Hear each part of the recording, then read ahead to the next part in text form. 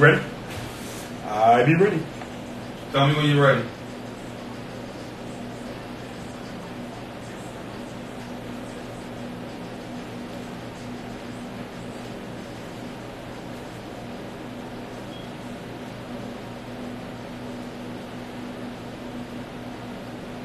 Good evening. We want to welcome everybody to the second half of the show.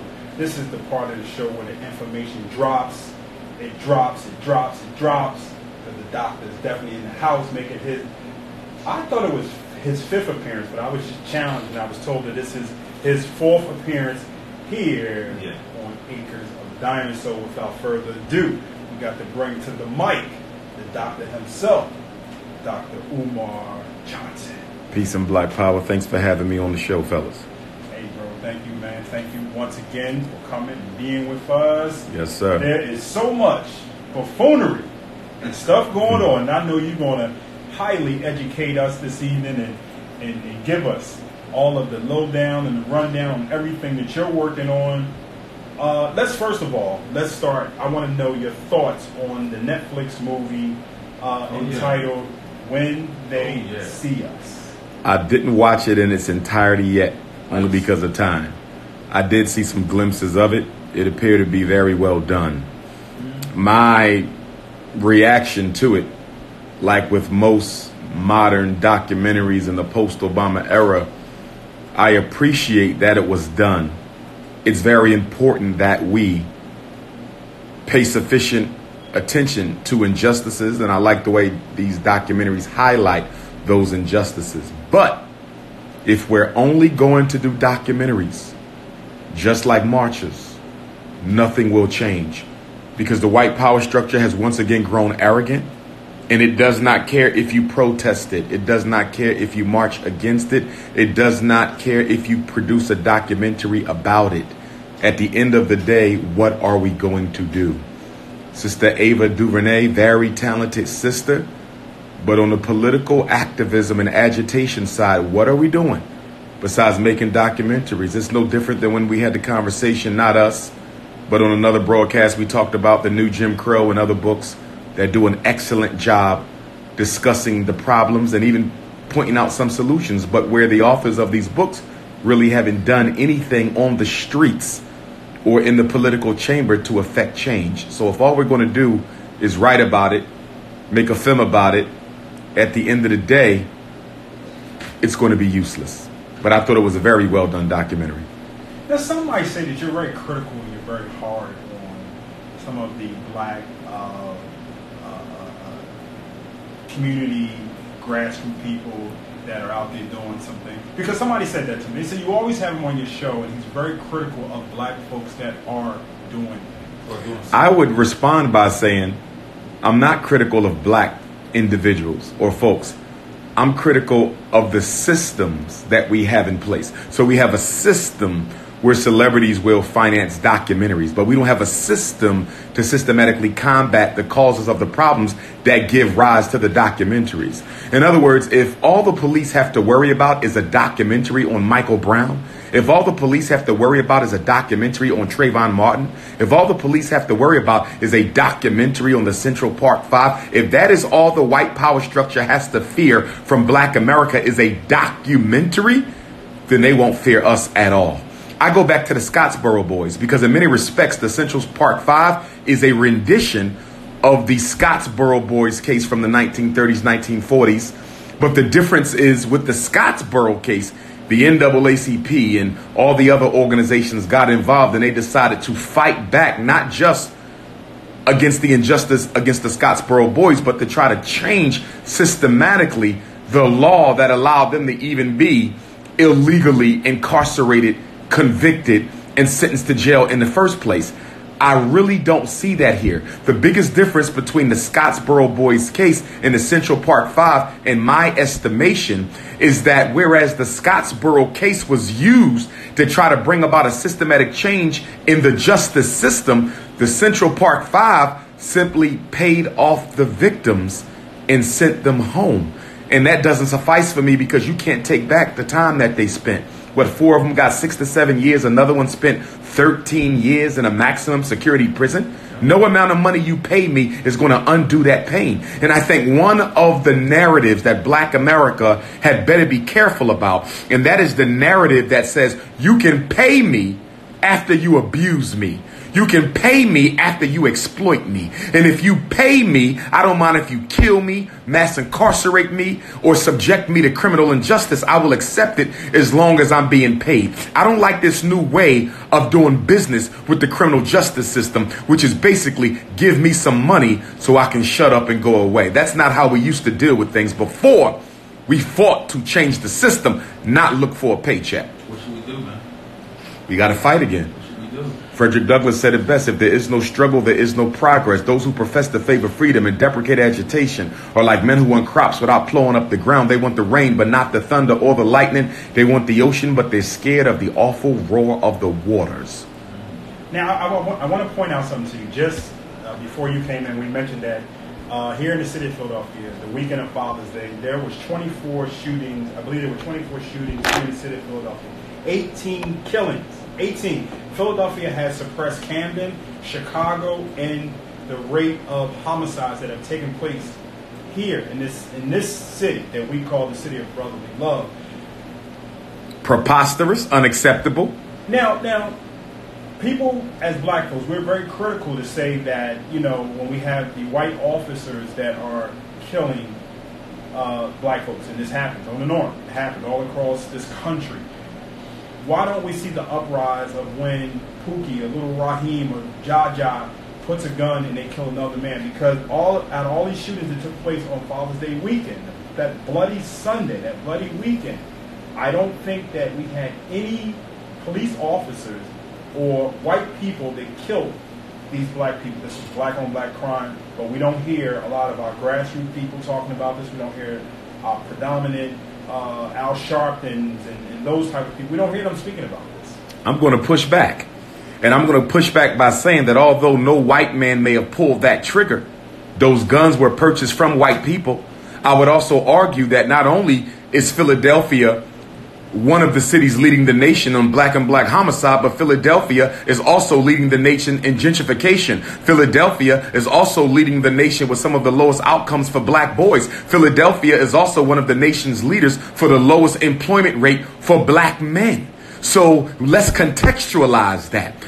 Hurt people hurt people. Until you deal with the economic stress, the social stress, the systematic stress, the inequities, the disparities, the biases, you can't discuss black on black crime in a vacuum. You must put it in its proper context of disenfranchisement, hopelessness, and a psychology of self-defeat. Are we suffering from slavery? Without question. Without question. Although slavery ended 143 years ago, and of course we'll be celebrating 400, or should I say acknowledging 400 on August the 21st, the truth of the matter is the psychological residuals and aftershocks of slavery are still with us. And what do we know about mental illness? Untreated, it gets worse. Don't be surprised that Black people are worse now than they were 10 years ago. Don't be surprised that we were worse in Y2K than we were in 1980. Don't be surprised we are going to be worse 50 years from now, because any illness left untreated, crack addiction, low self-esteem, bipolar, borderline, schizophrenia, any mental illness left untreated will get worse over time. I mean, so there's this big thing now, you know, reparations. It's back.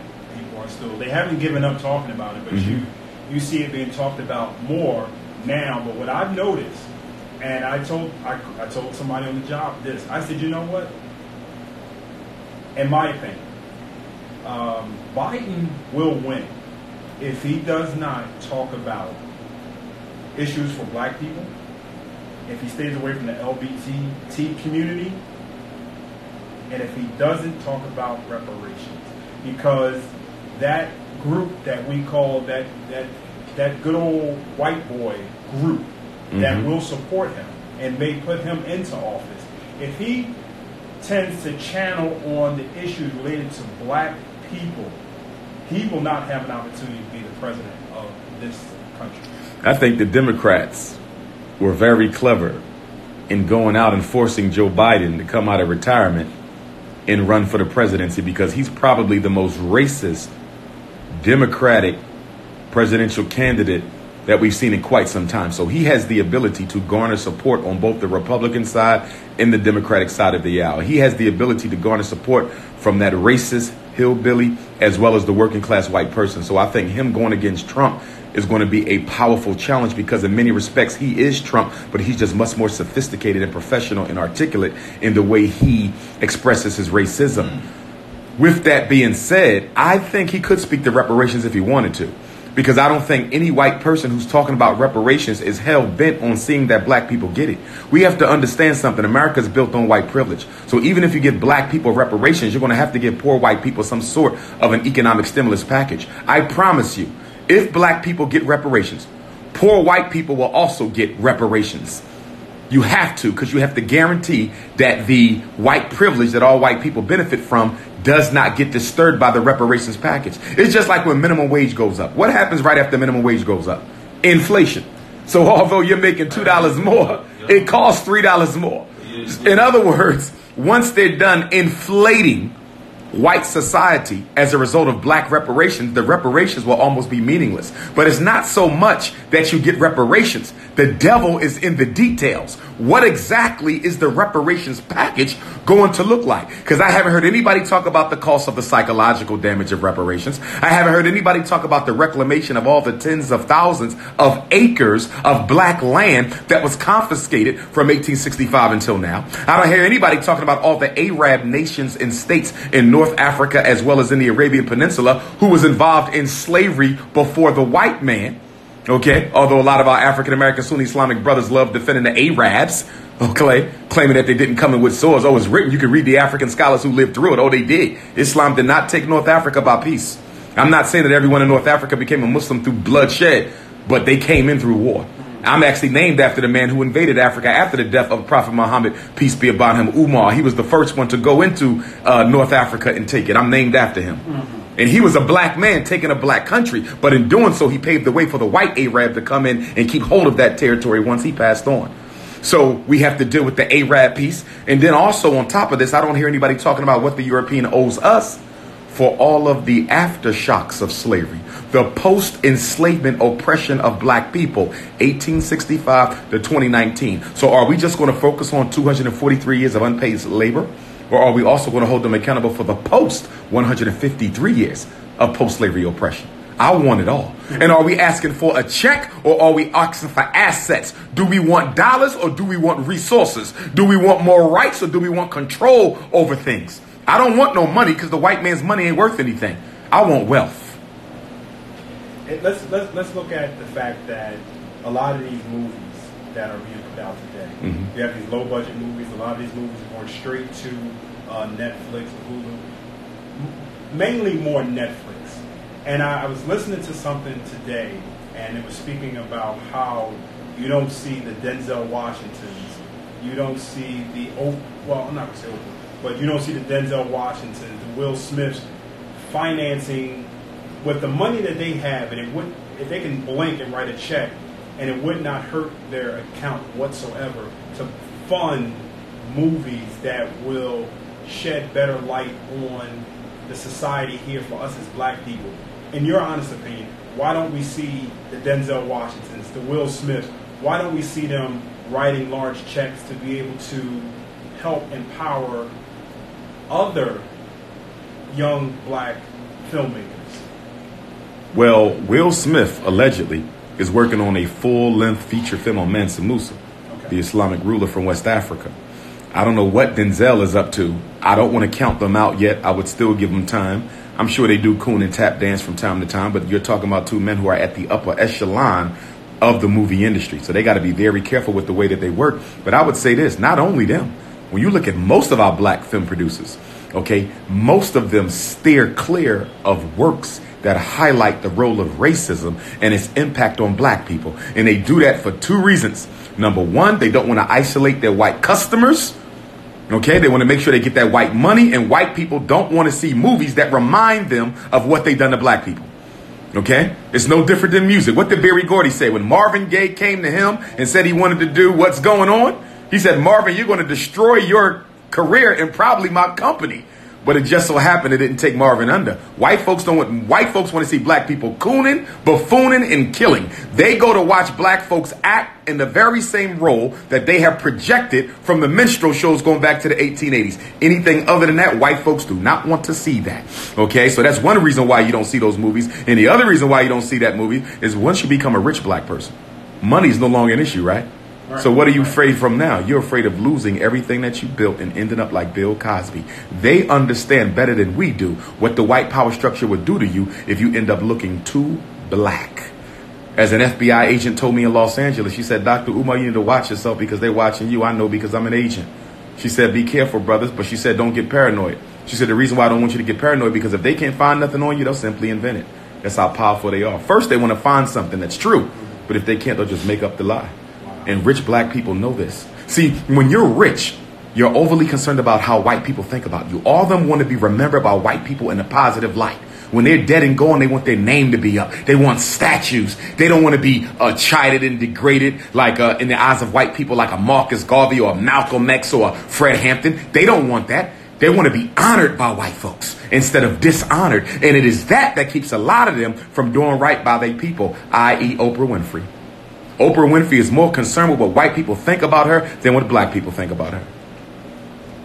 Tyler Perry, what's your thoughts on Tyler Perry? Tyler Perry has gotten addicted to making these neo Jim Crow flicks where he takes the negative stereotypes about black people, rehashes them, plays to black women's dislike of black men, infidelity, and plays to black men's dislike of black women's need to control, okay? And basically he simply takes what we don't like and takes what's popular in the mainstream white mind and he creates characters around it and he makes billions of dollars off of films that don't take a lot of money to make. He's a marketing genius. Because Tyler Perry will make a $3 million film that will gross over $100 million.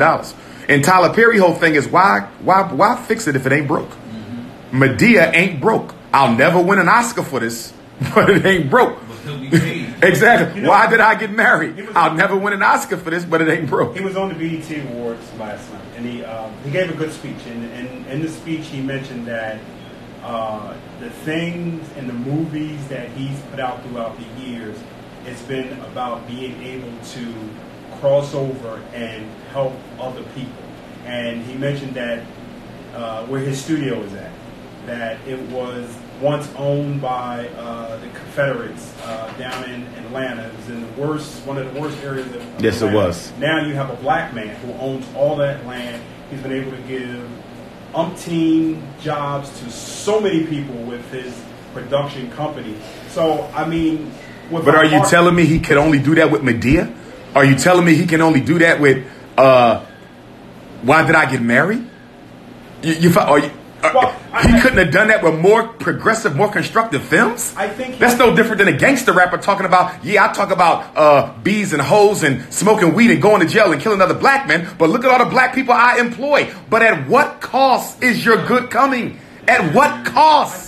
I think he's been able to take what he's been good at. Maybe he's not good at writing, producing, making movies like that. So he's took the humor that he's been able to create throughout the years. Some say buffoonery, some say crossover, man dressing up in a dress and acting as a grandmother. But he's been able to take what he's been doing throughout the years and employ masses of people. I do appreciate that Tyler Perry will give little known actors, or should I say actors who have fallen out of circulation. Yes. He will give them an opportunity to redeem their careers. I do appreciate that about Tyler Perry. But again, I must beg the question, at what cost to the character of black people are you doing this? He's no different than a gangster rapper. Now we got questions that are coming in Sure. on the Facebook Live feed.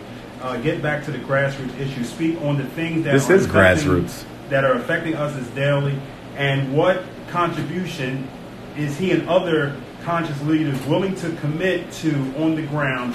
Many organizations in Philadelphia need volunteers now. Well, I don't know what other conscious leaders are doing. I don't know who the other conscious leaders are. Perhaps he can define what he means by leader. Does that mean someone who's on YouTube making videos? We need to define some of these concepts, because when I hear the word leader, who is leading? He's going to, who are the conscious, who's leading? A seminar on YouTube doesn't make you a leader. You understand? So I have issues with people's definition of leader. As far as working with folks, if you want to ask me what I'm doing, well, I got my college tour coming up.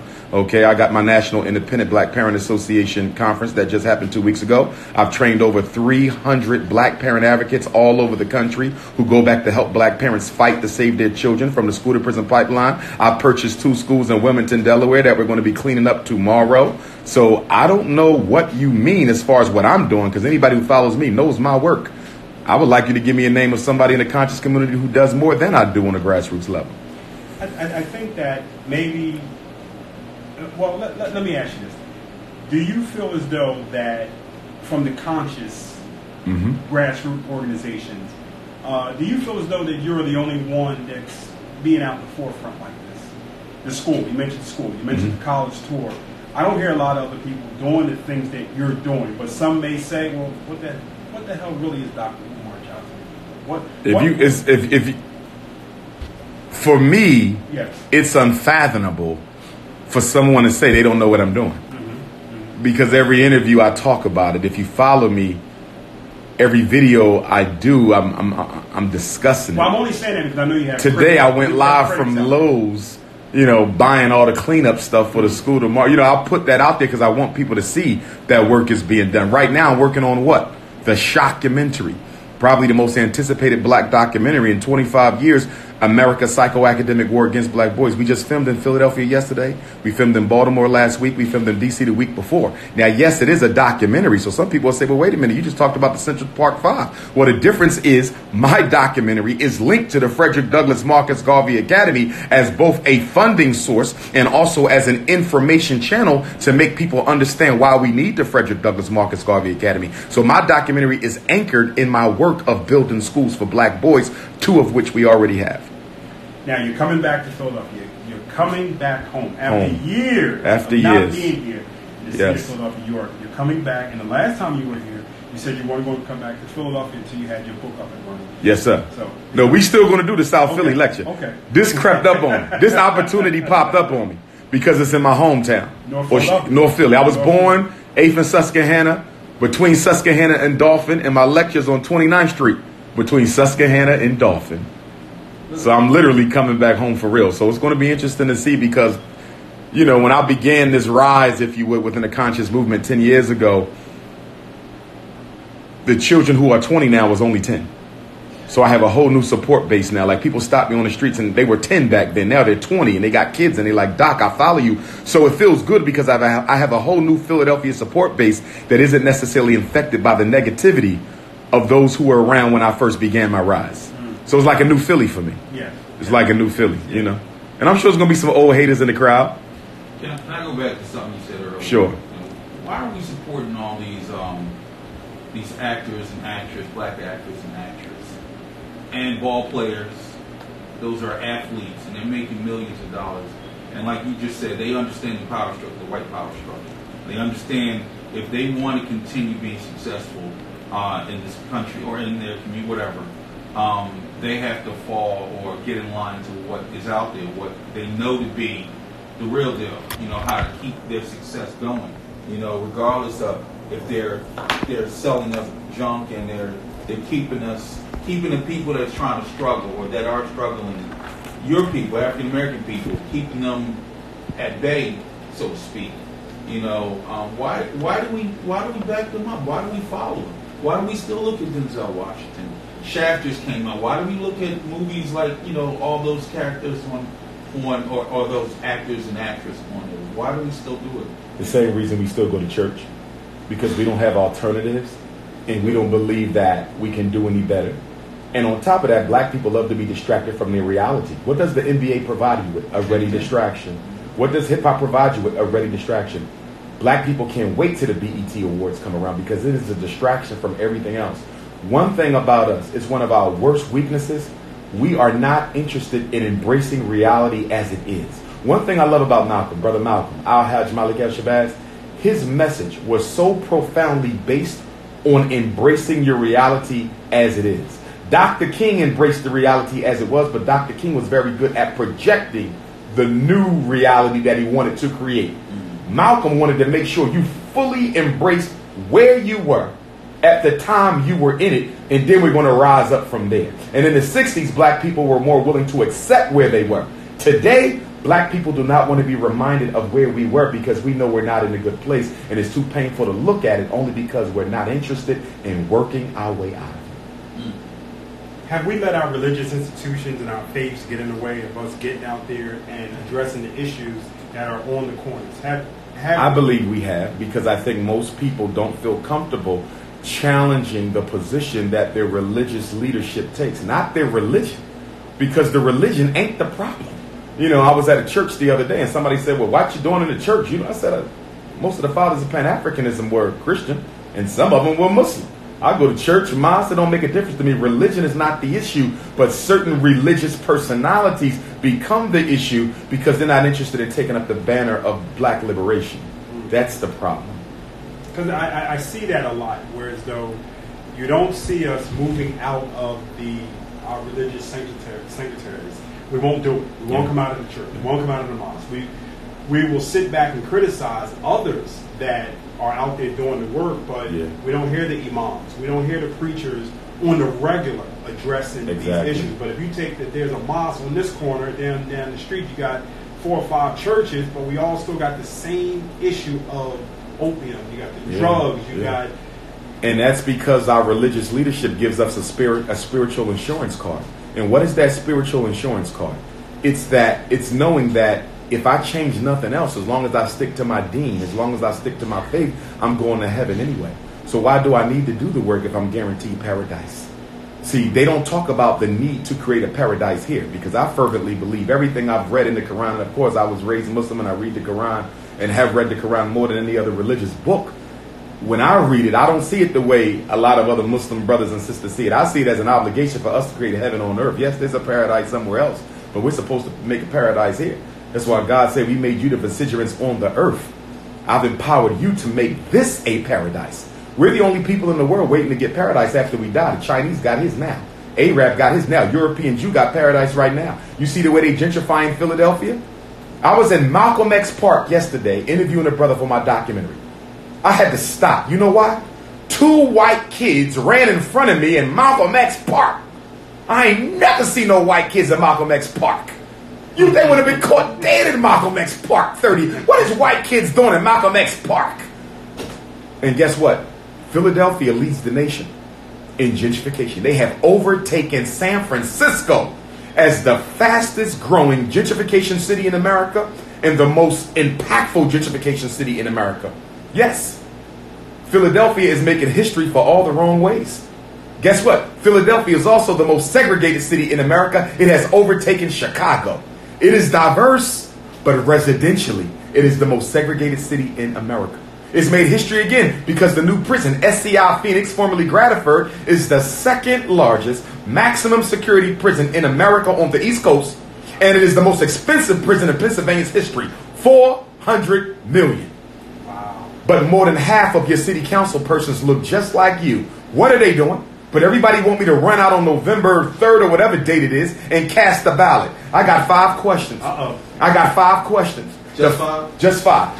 Just 5. Listen, the 5 major problems for black America are all on trial in Philadelphia because we magnify and manifest them more than any other place.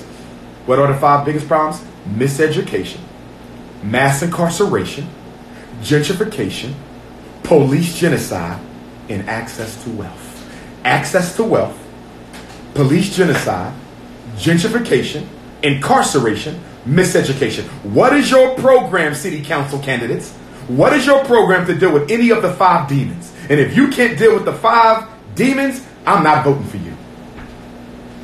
Well, I know you did. I think that's obvious. Or will be obvious. Oh, damn. We're going to go to the phone line. We have 2 calls. We've been waiting very patiently to talk to Dr. Umar Johnson. Good evening and welcome to the show. Yes, good evening. Welcome to the show. Good, man. How are you? I'm doing great, brother. I'm doing great. Peace and love, black man.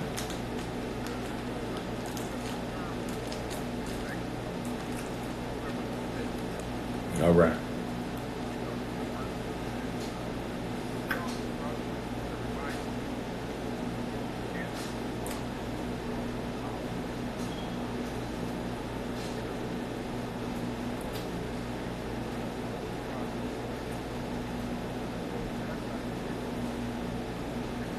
what evidence do you have to base the, not to cut you off, black man, what evidence do you have to, and this is just an intellectual challenge because you know I respect you, what evidence do you have to support your premise that the more we participate in the political process, the more we get for our community? What evidence do you have to support?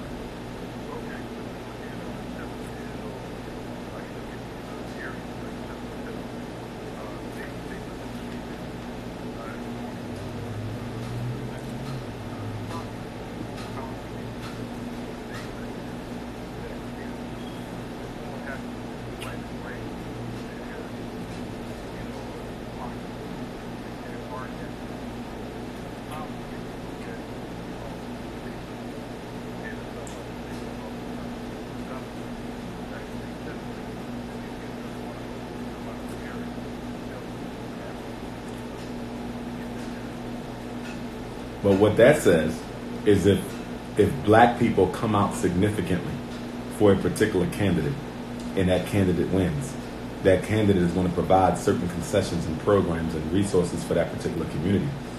I haven't seen that.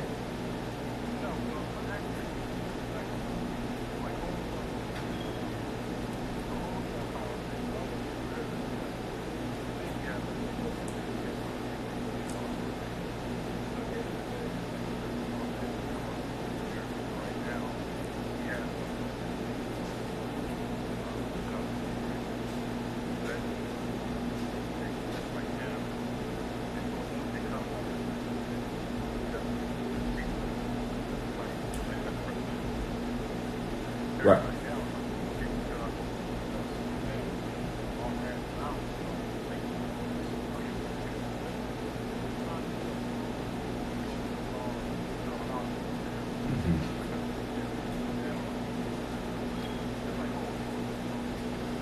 So with that being said, are you aware of any candidate running for office, black or white, in this city for any position that has a plan, not a promise, but a plan to deal with any of the 5 demons: miseducation, mass incarceration, gentrification, access to wealth, and police genocide? Because I've been looking at their web pages. I haven't seen any of these 5 issues attempted to be addressed by anyone running for council.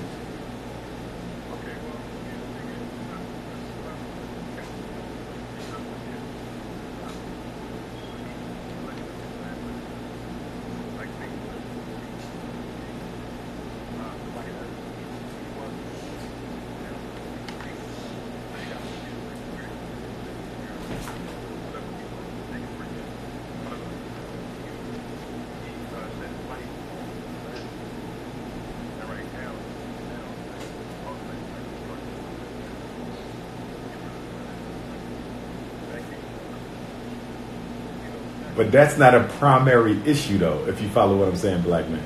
The lead in this, it's important, but that's not a primary issue. Where's the black men in the schools? What are we going to do about that? What about jobs for black men? We keep, not you, but you keep hearing these conversations about crime and homelessness and poverty and social welfare.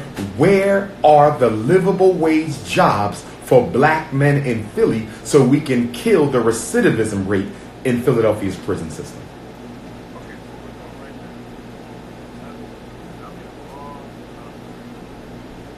My hood.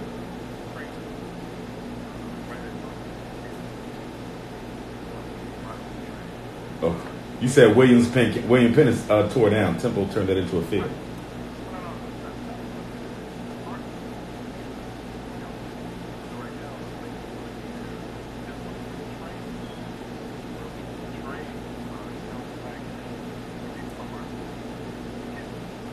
And this is in partnership with Temple University, the university that has basically gentrified North Philly and pushed tens of thousands of poor blacks out their neighborhood.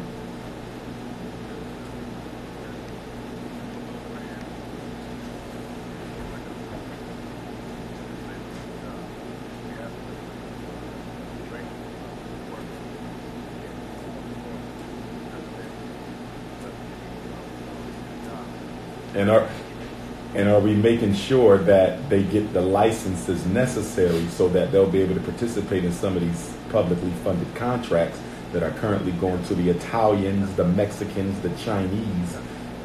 Okay. I hope so. Thank you for that, black man.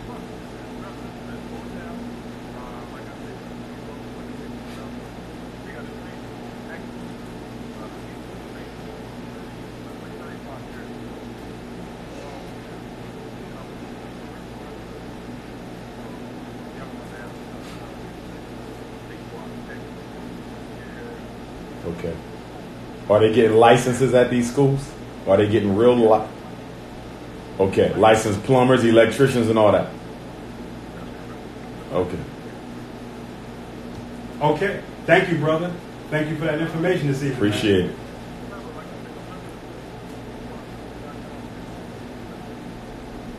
All right. Wait a second. Okay, let's go back to the phone. I mean, another caller has been waiting very evening. Stop. Has been waiting to talk to Dr. Umar Johnson. They going? Yeah. Okay. Telephone number to call us back, 215-490-9832. 215-490-9832. I want to go back to the violence that's taking place here in the city of Philadelphia. You know, Commissioner Ross, a few things about Commissioner Ross. You know, things that are taking place with the Philadelphia Police Department. You had the protest that was held, I believe it was last Friday, by Solomon Jones. Yeah. Solomon Jones. They Protesting what? To get those police officers off the force that were writing On their social network pages. Social pages about racial stuff. Yes. And what are they doing about that now? Because I saw that. What has happened? Well, they had a big mass rally one day. Then they had another rally at City Hall, and I was told the Action Network came out. I don't know if Al Sharpton was there, but what did the mayor do about the police responsible? They're off the streets, but they're still being paid. Desk jobs, pending investigation. I'm sure. Because if they don't take your job for killing somebody, they damn sure not going to take you. Like that, 72 or 74. Oh, it was a whole bunch of them. Yeah, it's probably more than that. Yes. They're just waiting to get the true number. Yes. And they're doing their own investigation. Yes.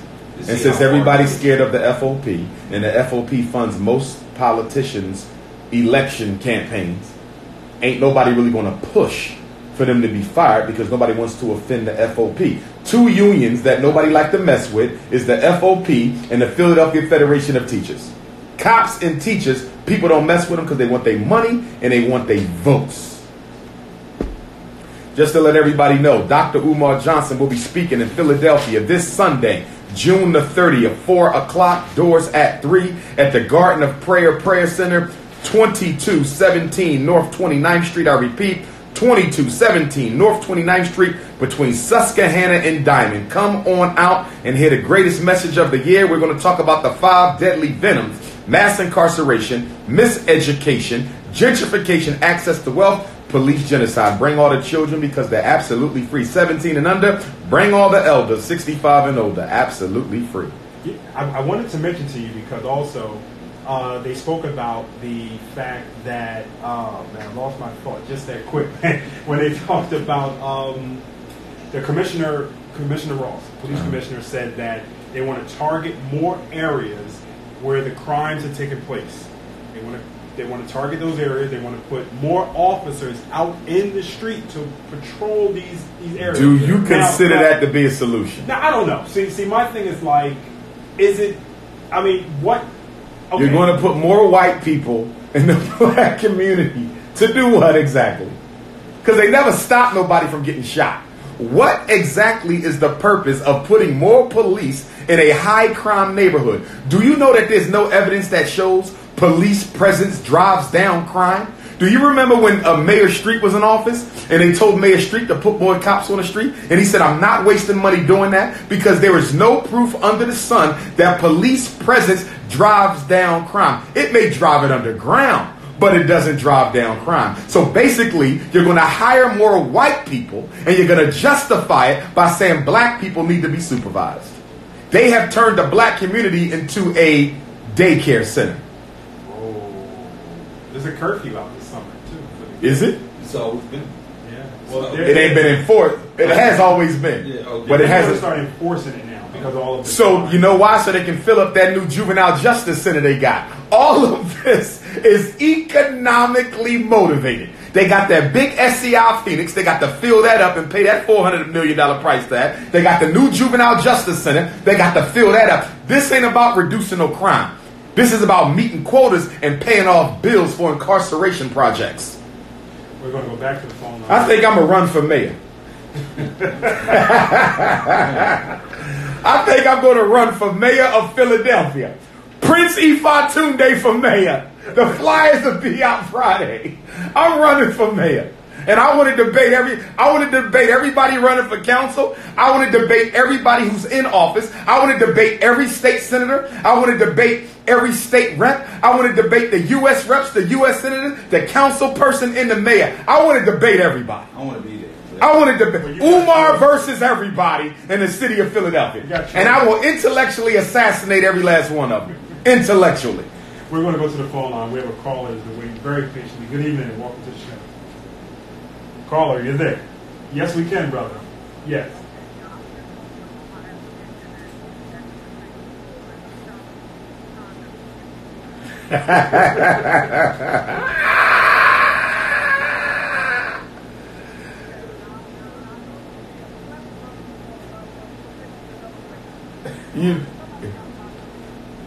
I heard that. Send that resume, black man. We need that. FDMG resume. I know who that is on the line. Who is it? Tell them who you are, brother. Oh, man. Musa's in the building. What's going on, brother Musa? Moses the Comet. You still in Atlanta? You still in Atlanta?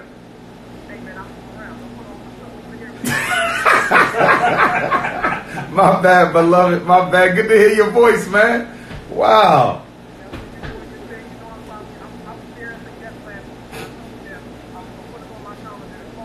Yes, sir. You better cut it out. Oh, man. I got to catch one of your joints, man. Text me. Text me when the next time you're going to be close. Okay, hit me up. Okay. Do that. Yes, sir. Yes, sir. Congrats, brother. Will do. Indeed. Love you too, brother. Oh, man. Good to hear him. He gave us a history lesson last week. We had him in here in the studio. He tore me and Troy up. He talked about the studio. He said we had no air.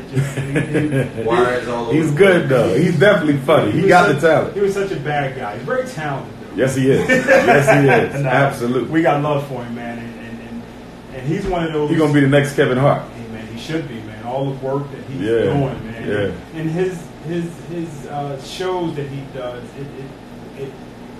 it uplifts the people. Yes, it does. You know, yes, it really does uplift the people.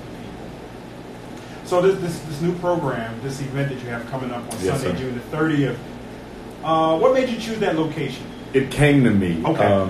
A sister I know, she's an entertainer, a singer in the city.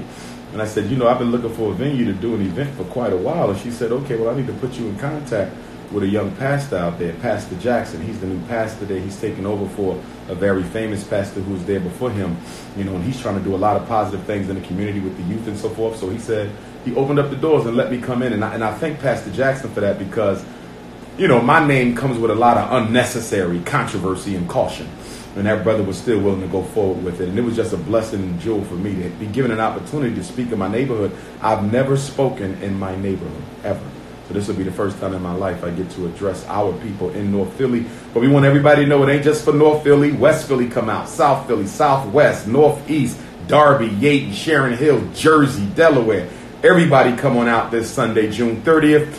2217 North 29th Street. Dr. Umar Johnson will be in Philadelphia, and you can get your tickets at DrUmarJohnson.com or at the door. We do have some vending spots if you want to sell your things. Shoot me a text message, 215-989-9858, 215-989-9858. But most of all, tomorrow we're having cleanup day at the Frederick Douglass Marcus Garvey Academy. Anyone who wants to help us from 10 a.m. to 2 p.m., move some furniture, push some brooms, mop some floors, wash some windows. Come on out to the school, y'all. 10 to 2 tomorrow, Ifatunde Avenue, Dr.P.O.P.A Boulevard in Wilmington, Delaware. Cleanup day tomorrow. I got the dumpster dropped off today. I got all the cleaning stuff. 4 hours. We're going to have a lot of fun out in the sun. Bring some cold water. Bring some snacks. Bring some music. We're going to have fun getting the school ready tomorrow for the contractors. We got brother Bilal, who's in New York City. He wants to know, when are you coming through to New York City? Long Island, New York. The Prince of Pan-Africanism will be in Hempstead, Long Island, Sunday, July 14th, 3 p.m. inside of Morris Park. Again, Sunday, July 14th, 3 p.m. inside of Morris Park, but the event is from 1 until 7. It'll be my first time ever in Long Island, and I want to give a shout out to Charlotte, North Carolina. I will be in Charlotte, North Carolina for the first time since 2015. Next Saturday, July the 6th at the Carol Hoffner Center, 8 p.m., doors at 7, and then it's off to Ghana, July the 24th to August the 5th. We're going back to Ghana, year of return. Can't wait to get there, and I'll be speaking as part of the Emancipation Day celebrations at the Cape Coast Castle Slave Dungeon. Anybody want to go to Africa with me? It ain't too late. Just send me a text message, and I can put you in contact with Mother Sharifa, the travel agent, and we can get you on that Black Star Line airplane. What's the cost for that? $4,000, everything included, except your spending money. Now, the last time you were in Philadelphia, you were at you were on Broad Street. Tiddly Temple with David Bannon, 2016. That was powerful, man. Yeah. Can we expect anything like we expect? Can we expect hopefully, anything like we did before? Hopefully, I'm better.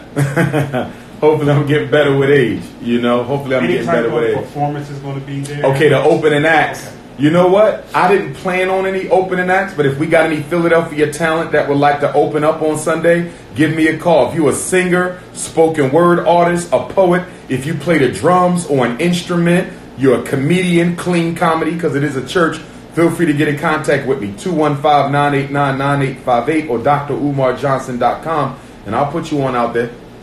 That's great, man, and I'm so happy that you're coming back to Philadelphia because it's time. You've been all over. You've been to Charlotte. You've been to North Carolina. You're going back to New York. You ever been down to Mississippi? I don't get a lot of time in Mississippi. I've been to Jackson maybe 4 times. Moss Point maybe once. I need to spend more time in Mississippi, Arkansas, the Deep South don't get me enough, except Texas. Texas gets me pretty often. Really? Yeah, I would say my most frequented states or cities, obviously the big 4. Chicago, New York, Houston, Detroit, D.C., Baltimore, they get me the most. But the Deep South, except for Texas, I need to spend more time there. The Carolinas, I used to spend a lot of time in the Carolinas. Of course, Charlotte next week, but I need more time in the Carolinas as well. That's great. You go to a lot of HBCUs? A lot of HBCUs. Did they invite you? Yeah, they invite me. But I tell you what's ironic, though. The HBCUs are more hesitant to allow me on campus than the white universities. It's amazing. You would think the black universities would be more open-armed. They're more paranoid. And the reason for that is they get their funding from white folks. So they think I'm going to say something that's going to get the funding cut, which never happens because I always diversify my message. If I'm speaking to a prison, I'm not going to say what I say at a hood lecture. Right. When I'm speaking in the church, I can't say what I say. You know what I mean? So I switch up my message to not offend people. Exactly. Like the colleges will call me up and say, are you going to say anything about the LBGT? I say I never discuss LBGT on college campuses because y'all have a lot of them. I don't touch that on the college campus. But it's amazing how people don't expect me to diversify my message. They assume wherever I go, I'm coming with the Garvey grenade. Let me ask you though, have white folks ever invited you into their places? They have. Because I think you have a very brilliant mind. Yeah. And I think they can benefit if they heard you. Yeah, they do. I get requests from white folks. I've never really accepted them too much because I'm not big on trying to convince white folks about what they already know. Mm-hmm. And even if they didn't believe it and I could convince them to believe it, they're never going to go against the privilege that they benefit from. Now, I'm only saying that because if you remember the movie Malcolm X, when Malcolm had said to, he was walking, I think he was like in England somewhere. I don't know, he's at a college and he had a group of brothers with him. And the girl walked up to him. She said, I'm not like those other people. I believe in your cause. And I just want to know. I just want to know what can I do? What can I do? Nothing. What can I do? Nothing. He was correct. But what he probably should have added to that is you can't do nothing for us and with us, but you can go work within your own community to systematically dismantle the systems that are put in place that keep black people down. See, my issue, brothers, is white people love to come and do their political work with us. You can't change anything in a black organization. The change is in the white power structure that you live in, benefit from, and participate in. If black people are oppressing white people, Why would you go join a white organization? You can't make change in a white organization. You are to make change where? Amongst your own black people, dismantling the systems that give us a black privilege vis-a-vis white oppression. They don't never go into their own people and fight. They just want to look like a God and Savior amongst us. That was Oxford University. Thank you, Brother Bilal. That was Oxford University where he spoke at. So, I want to ask you though, if a white organization came to you and said, listen, we believe in your cause. We believe in what you're doing. We want to help fund your institution. They cannot fund me. Okay. They cannot fund me because I fervently believe, unequivocally, that white people only fund black projects to at some point control them. NAACP, Urban League, Congressional Black Caucus, black churches. Show me an institution funded by white folks where they did not attempt to exert some form of control. I got people now still trying to get me to turn my school into a charter. You need to charterize this. We can get you a charter. I don't need you to get me a charter. I can get myself a charter, but I'm not giving white folks that type of control over me. Did you see what just happened in, what state was it? New York, D.C.? They just passed a law that says in kindergarten. Did you see that? Did you see that? What state was that? New York? No, I didn't. Listen. In one of the states, they just passed the law, the state legislature, this week or last week, that in kindergarten, you must teach the kindergarten kids that there are 16 different genders, and they're supposed to learn all 16. Yes, brother. Yes. Kindergarten.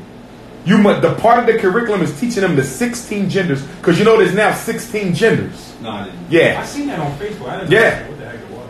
You think they're going to come in my school with that? And guess what? All those Afrocentric charters with the dashikis and the drums and the Kiswahili words, what they going to do when they get that letter in the mail talking about you got to start teaching those 16 different genders? Are they going to say no? Hell no. They're going to keep taking that money and they're going to teach them genders right along with the drums and the dashikis. If you don't fund it, you don't run it. Let's go to the phone line. We have another caller that's waiting on the line before we wrap up this evening. Good evening and welcome to the show. You're on with Dr. Umar Johnson. Good evening. Good evening. Good evening. Are you there? Hello and welcome to the show. Good evening. Can you hear me? We can hear you loud and clear. Okay, this is Sister Mariah. And I wanted to speak to Dr. Umar in reference to the slide. We're having an expo in December at University.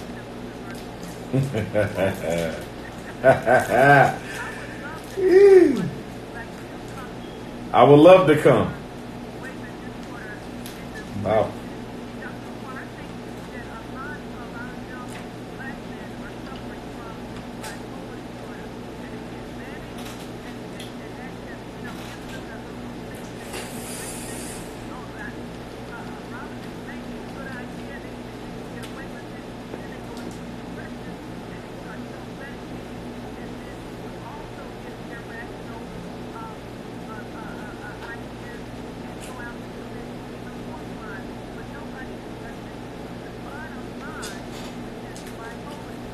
I am going to say, my beautiful African queen, that what you just described are the symptoms of ADHD, degeneration of the brain, over time. They don't have bipolar. They're suffering the side effects of prolonged ADHD medicine consumption. Concerta, Ritalin, Metadate, Cycler. What we need to do is shut down the ADHD drug machine against black boys. Be careful with that bipolar, because bipolar is the diagnosis of choice for black people in the 21st century. You do know that. Any black person that goes to the psychiatrist or psychologist and say, I got a problem, guess what? You bipolar. Be careful with the bipolar, because the solution is medicine. What?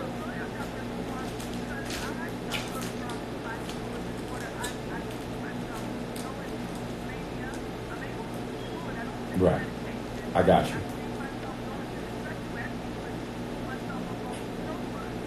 No, it exists. Bipolar is real. I just don't want us to approach the violence in our community as being a side effect of bipolar. Because number one, I don't think that's fully accurate. And number two, all that's going to do is set up a situation where Temple University and other institutions that don't give a damn about young black men are going to rush in with prescriptions and pills. You follow what I'm saying? The only solution they have for mental illness in the black community is what? Medication. That's all they want. Medication.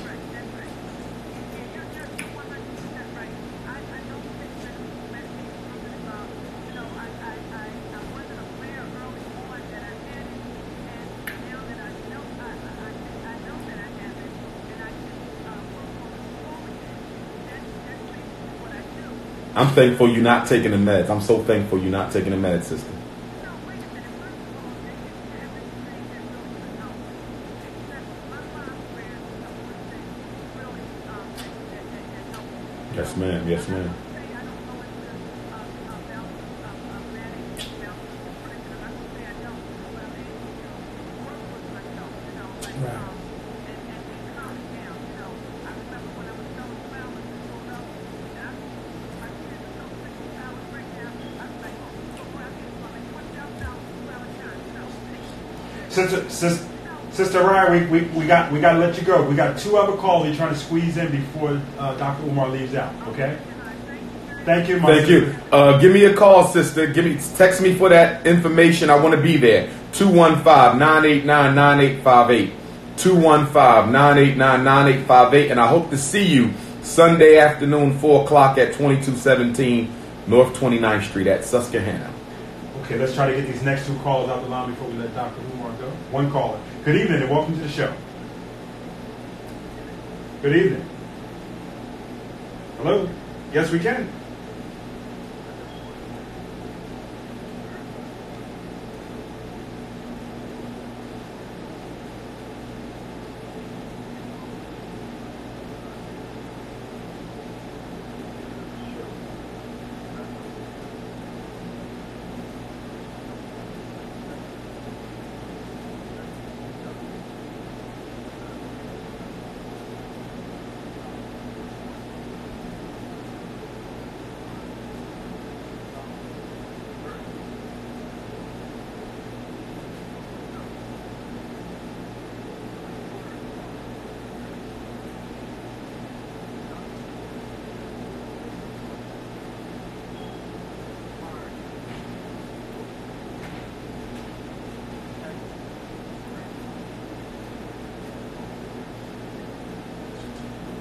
I'll give you 3 quick ones. Number 1, with the Frederick Douglass Marcus Garvey Academy, we're going to be able to prevent crime with every young man that comes to that school because they're going to be entrepreneurs and they're not going to have to suffer the debilitating effects of economic stress. So that's solution number 1. Solution number 2 goes to access to wealth.